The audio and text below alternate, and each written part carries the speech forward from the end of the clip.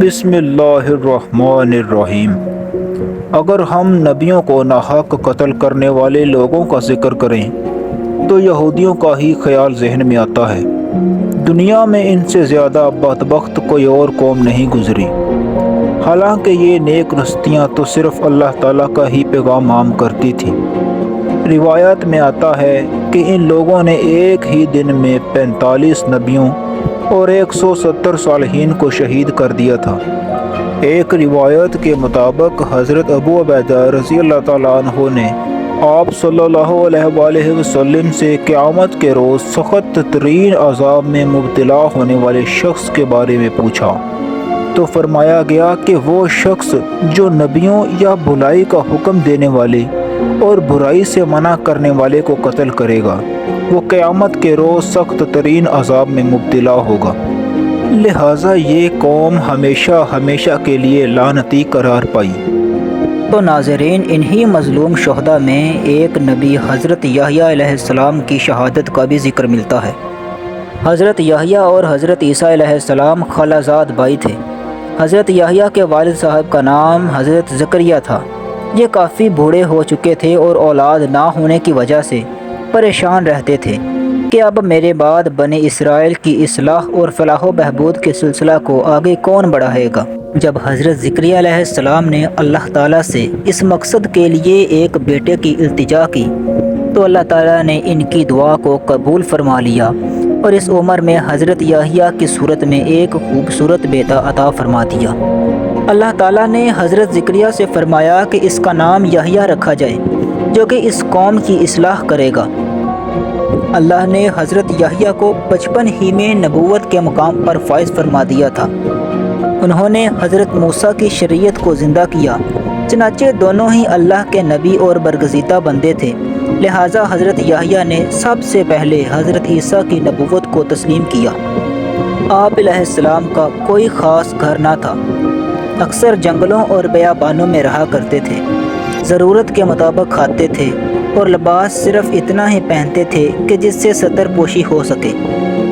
پیاس لگتی تو دریا سے پانی پی لیتے اور جہاں رات ہوتی بسیرا کر لیتے۔ درختوں کے پتے اور شہد کو غذا کے طور پر استعمال کر لیتے۔ ایک روایت کے مطابق آپ صلی اللہ علیہ وآلہ وسلم نے فرمایا کہ اولاد آدم میں کوئی بھی ایسا نہیں کہ جس سے گناہ سرزد نہ ہوا ہو سوائے حضرت یحییٰ کے۔ اللہ تعالیٰ نے حضرت یحییٰ کو حکم دیا کہ ان 5 باتوں پر خود بھی عمل کرو اور بنی اسرائیل کو بھی اس کی تلقین کرو۔ لہٰذا آپ علیہ السلام نے سب لوگوں کو بیت المقدس میں جمع کر کے حکم دیا کہ صرف ایک اللہ کی عبادت کرو، نماز ادا کرو، روزے رکھا کرو، صدقہ و خیرات دیا کرو اور اللہ کا ذکر کثرت سے کیا کرو۔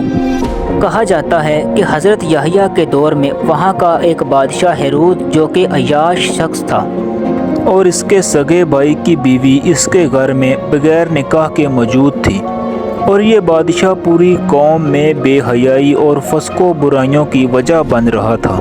اپنے فرائض کو پورا کرتے ہوئے حضرت یحییٰ نے اس بادشاہ کی ان حرکات کے خلاف آواز بلند کی تو بادشاہ نے انہیں قید کروا دیا، حالانکہ وہ اس بات کو جانتا تھا کہ آپ علیہ السلام اللہ تعالیٰ کے برگزیدہ نبی ہیں۔ بادشاہ کی وہ بیوی جو کہ بغیر نکاح کے اس کے گھر میں تھی، وہ حضرت یحییٰ کی ان تعلیمات کو اپنے لیے اور اپنے جیسی دوسری فاحشہ عورتوں کے لیے خطرہ سمجھتی تھی، لہٰذا وہ آپ علیہ السلام کے خلاف ہو گئی۔ ایک دفعہ ہیرود کی سالگرہ آئی تو اس فاحشہ عورت نے اس موقع کو موقع غنیمت جانتے ہوئے ایک چال چل دی۔ اس نے اپنی جوان اور حسینہ بیٹی سے اس بادشاہ کے سامنے رقص کروایا۔ اس کی جوانی اور رقص سے متاثر ہو کر بادشاہ نے کہا، بتا تیری کیا خواہش ہے، اسے پورا کیا جائے گا۔ لہٰذا اس نے اپنی ماں سے مشورہ کرتے ہوئے کہا کہ مجھے حضرت یحییٰ کا سر چاہیے۔ یہ بات سن کر بادشاہ گھبرا گیا، مگر وہ گمراہی کے اندھیروں میں اس قدر گم تھا کہ اس نے حکم دیا کہ حضرت یحییٰ کو شہید کر دیا جائے اور اس لڑکی کی خواہش کو پورا کیا جائے۔ پھر اس نے اپنے محبوبہ کی بیٹی کو حضرت یحییٰ کا سر تھال میں رکھ کر دیا۔ حضرت یحییٰ علیہ السلام کی اس دردناک شہادت کے موقع پر زمین و آسمان کانپ اٹھے۔ آسمان سے خون کی بارش ہوئی اور سورج کا رنگ سرخ ہو گیا۔ آپ علیہ السلام کے جسم سے گرنے والا خون زمین پر جوش مارنے لگا، اور بہت کوششیں کرنے کے باوجود وہ خون جوش مارتا ہی رہا۔ البیرس جو کہ ان دنوں روم کا سیزر تھا، وہ ہیرود کی اس حرکت سے غضبناک ہوا، لہٰذا جنگ کے لیے اپنے بھتیجے کے ساتھ ایک طاقتور اور خونخوار لشکر بھیجا، جنہوں نے سب کچھ تباہ کر دیا اور ہیرود اور اس کی ناجائز بیوی کو قید کر لیا۔ راستے میں ان کے ستائے ہوئے لوگوں نے انہیں پتھروں سے مارا، پھر انہیں ایک گرم ریگستان میں چھوڑ دیا گیا، جہاں وہ گرمی کی شدت اور بھوک پیاس سے ہلاک ہو گئے۔